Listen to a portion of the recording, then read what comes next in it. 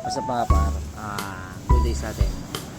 Share ko lang yung feeling ng spark plug natin dito sa Winalex natin. After na-remap siya, almost 8 months na dato. Doon siya na-remap kay RSS, kay Sir Rani. So, pakita ko sa inyo yung reading ng spark plug natin. At sinabay ko na rin pala yung lilinis ng air filter natin kasi washable naman siya. Luma yung gamit natin. So, pakita ko sa inyo.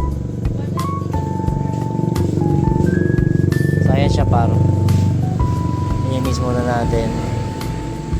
At ayan siya. Binilad ko muna. Kasi washable naman siya. So, ayan. Pinapatayo lang muna natin.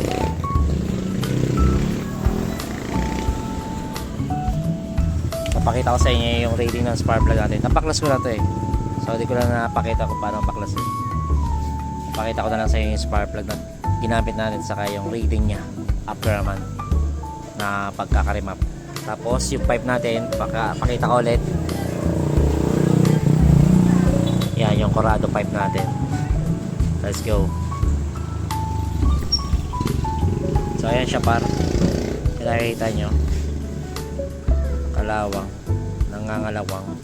So all good siya. So walang sabog.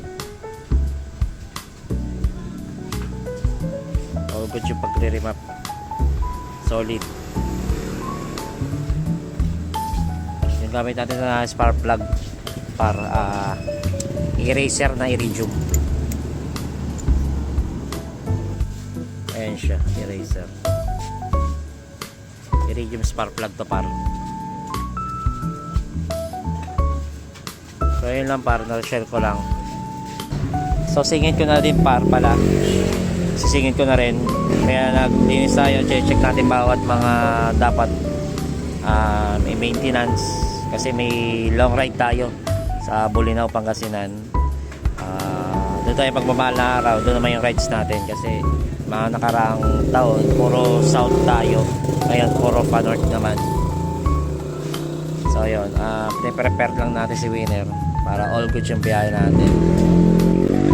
So sa mga makakasalubong or makakasabay natin sa biyahe pa Bolinao, Pangasinan, ride safe sa atin pa. So shoutout para kay Sir Rani ng RSS Dyno Tune number 1 garage. Let's go. Yun lang par, RS sa atin lagi. Okay, cheers.